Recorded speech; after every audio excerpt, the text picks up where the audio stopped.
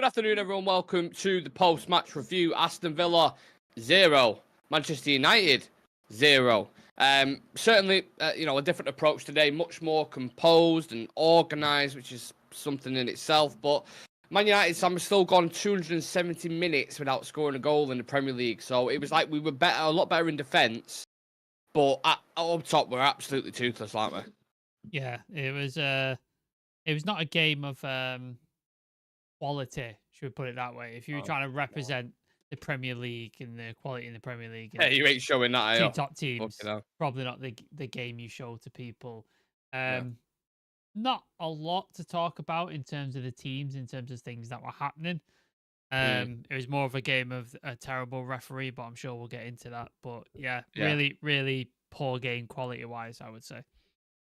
I think if you actually look at the average positions of the United's players on that kind of map, it shows they set out to be compact, plan a safe game of football, and then they was kind of forcing Villa, weren't they, to take shots from outside the box, which was kind of low value. So it was always about being protective rather than offensive, it felt, for the full 90 minutes. We had opportunities and there was moments which we'll get into, but I think both managers seem... Do you reckon they're happy with the point? Because it felt like that, didn't it? It seemed like Ten Hag definitely would have been, because both of these games were games where his job was on the line and he's drawn both of them. So it's like, well, where does that put him? Like, that's a big question. And Villa's it looked like they had a hangover from the Bayern Munich game. It looks like they went out partying after the Bayern Munich victory and just didn't show up. Can I just say on that, though? United played on Thursday night, didn't we? That's what I'm saying. It's weird.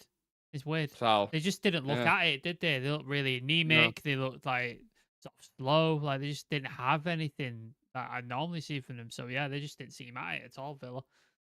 Yeah, agreed. A lot of noise about the centre-back partnership, wasn't there, when Maguire and Evans got announced? And there was two sides of it the way I was looking at it. I was like, in terms of profile against Rodgers and Watkins, I don't agree with it at all. In terms of De Ligt and Lissandro being dropped, I did agree with, because I thought they was poor against Porto, but they was good, wasn't they? Obviously, Maguire had to go off, but yeah, Johnny Evans was excellent. I think man of the match for me. I thought he played extremely well, broke up play, got involved, made some tackles, really, really good. I thought he was excellent and fully deserved of his place. Maguire looked okay. Obviously, ended up going off injured, which is unfortunate. But it's typical United, isn't it? We have a defender, we're going to get him injured at some point. Again, ended up playing with Lindelof at right back for some reason, which I don't know why, but it's happened again. I thought I'd seen the last of it, but it's happened again. Yeah, I don't.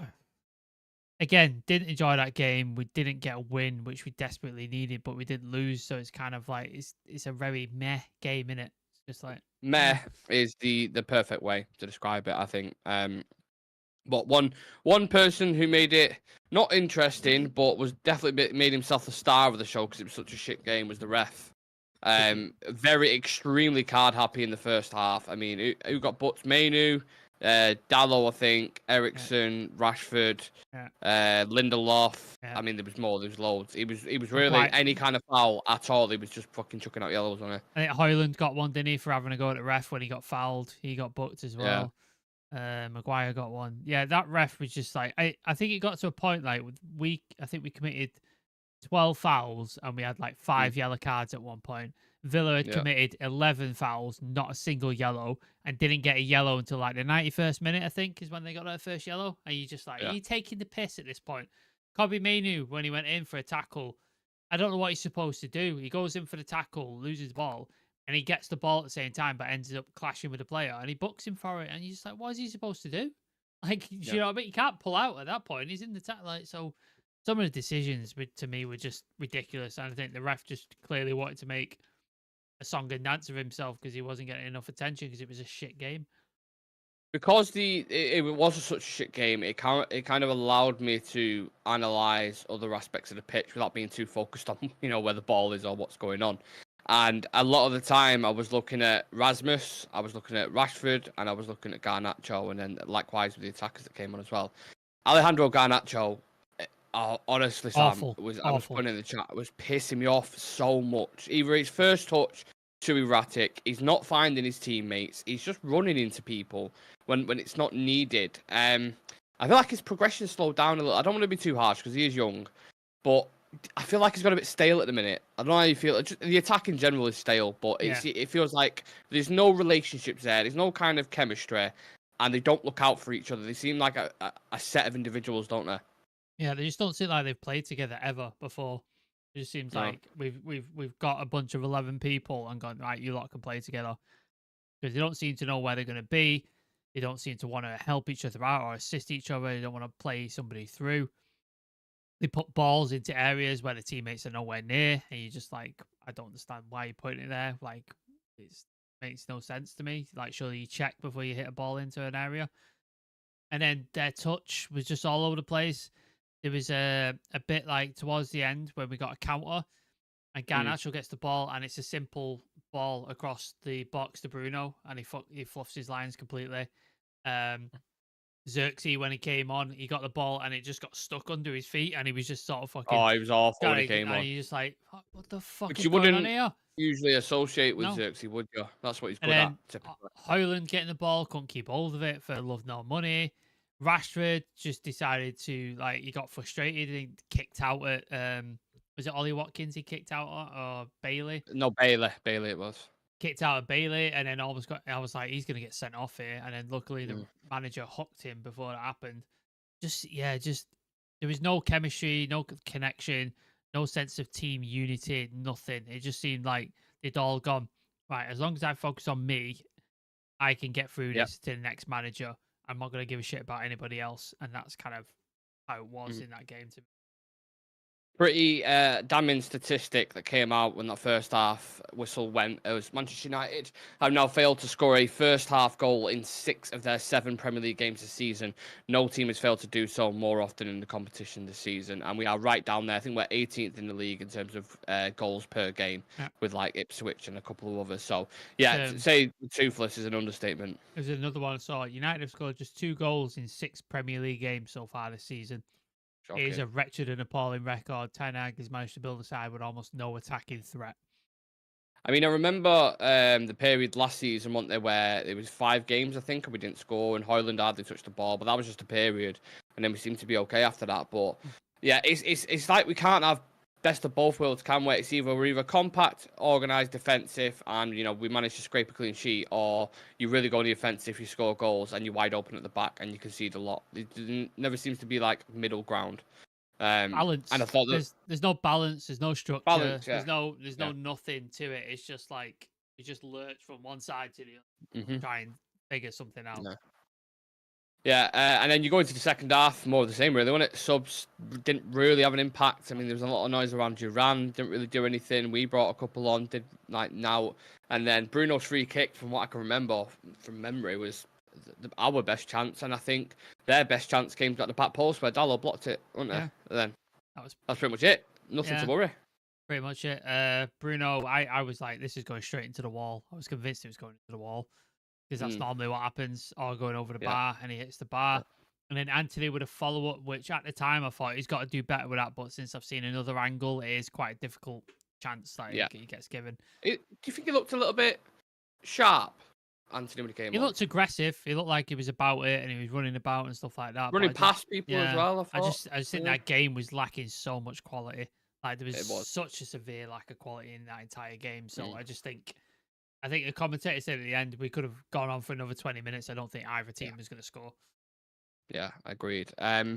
Look, we knew at the start of the game, Sam, obviously huge pressure on the manager going into this. Ineos were all there at the game. There was Jim Ratcliffe, Dave Brailsford, you had Dan Ashworth, Jason Wilk, literally all of them there watching that. Is that enough to save Ten Hag's job?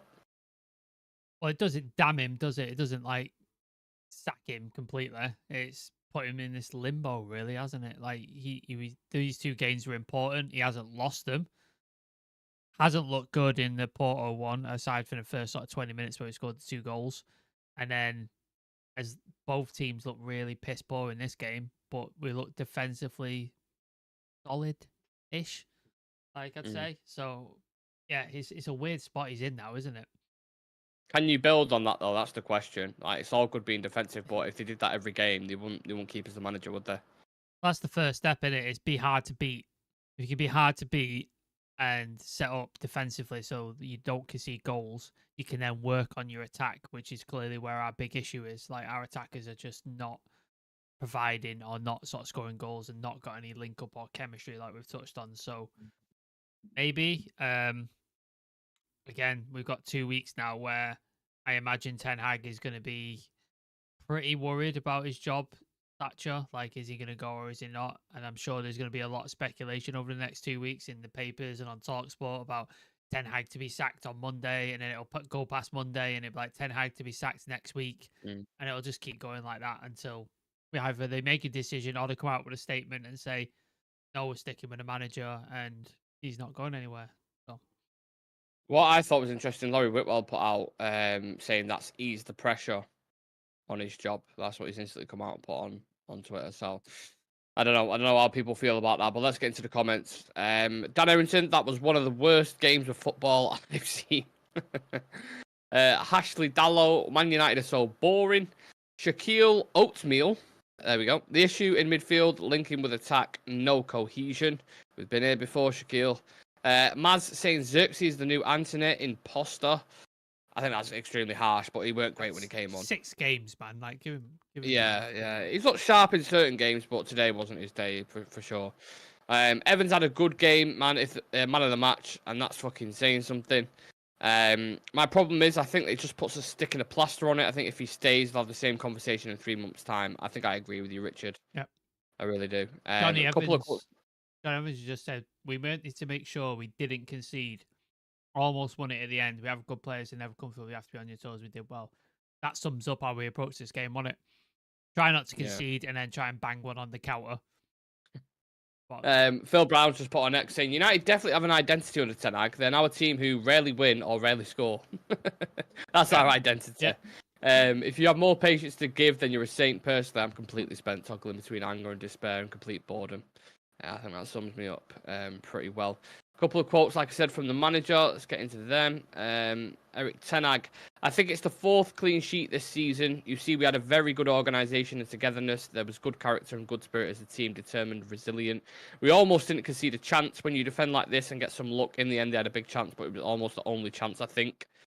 I think Villa played into our hands all at the same time. I don't think it was a case of we were unbelievable defensively. I just thought they were poor as well going forward. Yeah, they were piss poor. Like, Watkins didn't have a good game. They brought Duran on, who just wasn't at it. Bailey wasn't at it.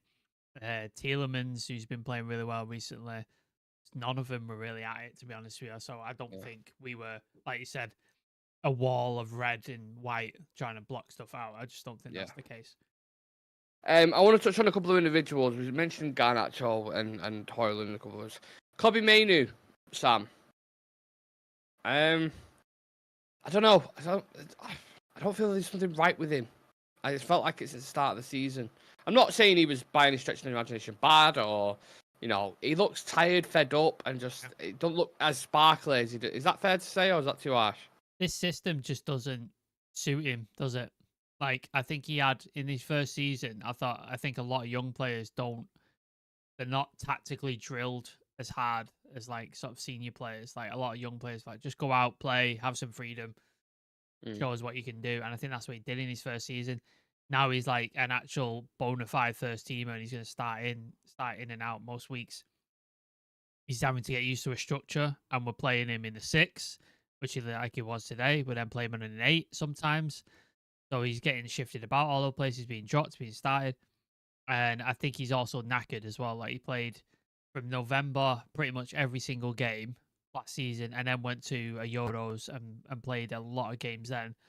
Didn't really have a break, came straight back to training and stuff. And when you're like 18, 19, you need like a lot of rest, because rest is where your development comes and your sort of regeneration comes, especially when you're a younger player. You need sleep and rest and recovery.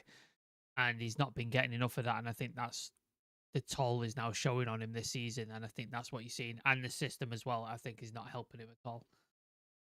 Yeah, I just thought it looks a bit flat at the minute. And I've thought it since the start. Well, the midfield in general, I think out of all the combinations that we've tried, that probably looks like the best at the minute. And that's saying something, because you can't start Christian Eriksen every single game. And like we saw at the start of the game as well, we had £480 million worth of talent on the bench. Change the which is system. crazy. Change the system. It's a lot. It's so easy, Eric. Change the fucking system. You can get better out of these players, mate. Yeah. A couple more bits coming in here. On Ineos, it says we know it's a long-term project. It's a process. On manager pressure, it says it does affect the players. It's on our minds too. I think the more experience I've got in my career, I've made sure I do everything to be ready and give everything I can to the team. But 8 points in 7 games signals United's worst ever Premier League start. So I don't know. It's all good him coming out and saying these kind of things, but I don't know if it's enough. I don't know. But I'm sure there'll be plenty of speculation going into the next week. It wasn't a statement, was it? It wasn't a No. look, I could turn this round and I am a good manager. It wasn't that for sure. No. Tiger UK says Rude and Ten Hag having Dutch options to each other was noticed. Xerxes needs more time, but he ain't that man up top for me. Should have gone Milan and progressed in the league. Andy saying we never looked like scoring a goal. It's unbelievable. Even when Bruno hit the bar, I didn't react. Yeah, there isn't that.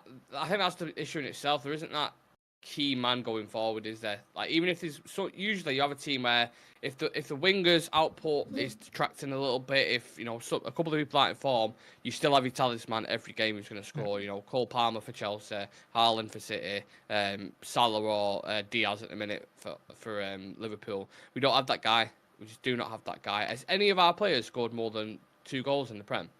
No, it's a very inexperienced front line, isn't it?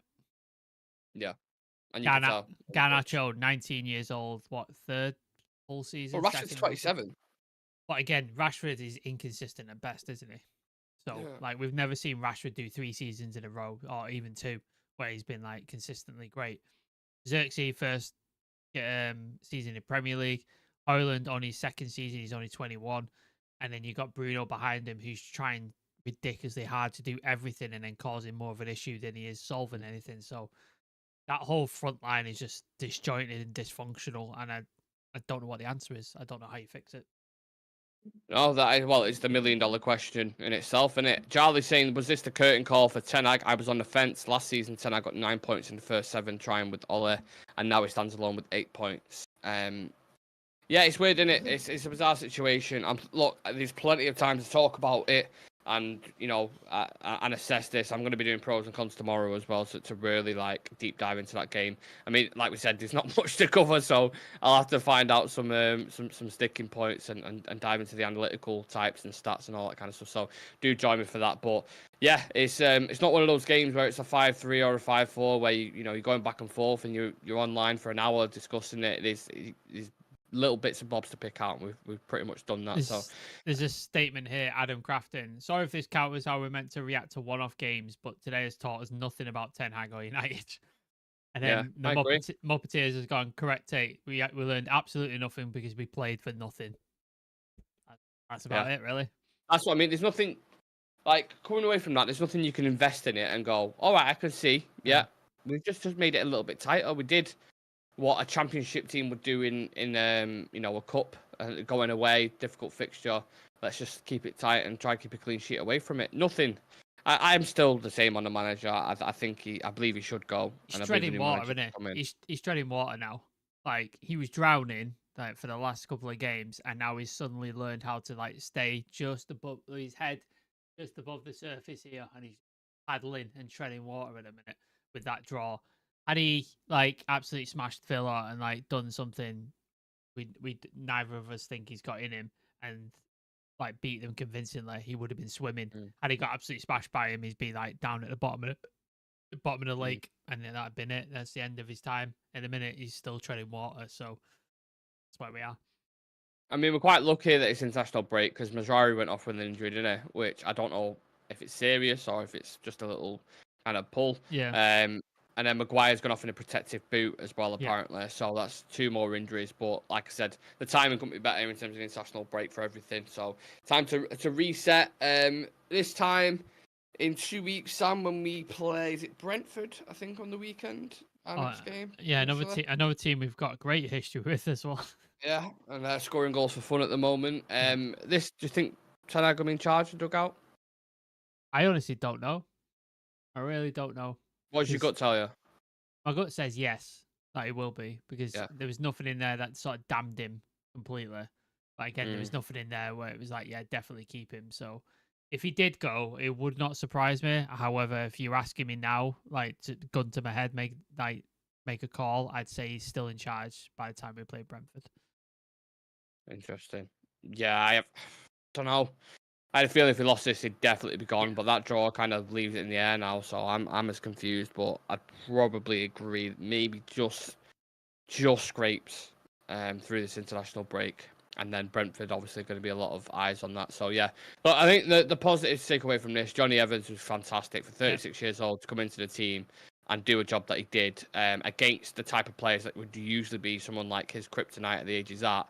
I think, yeah, that's the real positive coming out of it, and the fact that we kept a clean sheet. So I'm not ecstatic. I'd rather see United go to Villa Park and really put it to him and make him feel threatened. But the situation that we're in at the minute, I suppose, I thought it would be 5-0 before the game. So I'm coming away from like, well, it's better than that. I was convinced we were getting beat. I didn't know how many goals it would be, but I was convinced we were getting beat. So I suppose a draw in that perspective is good. But again, like Adam Crafton said, we learned nothing from this game.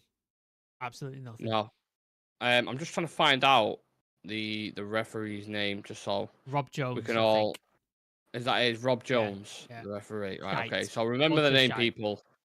Rob Jones, dickhead of a referee. If we get him again, he's up there with that the Atletico guy who got investigated for fraud. He's another one. He's up there, isn't he? Yeah. Right, we'll leave it at that, guys. One of those games in it. I mean, I'm sure you guys don't want us here for the next 20 minutes trying to pick out, how tight someone's socks was or what have you. So yeah, we'll leave it at that. Please do drop us a follow on socials. Subscribe to the channel if you're new and smash a like on the video for us. And we'll be back again tomorrow, 12 o'clock. Pros and cons. Do not miss it. See you in a bit. Peace.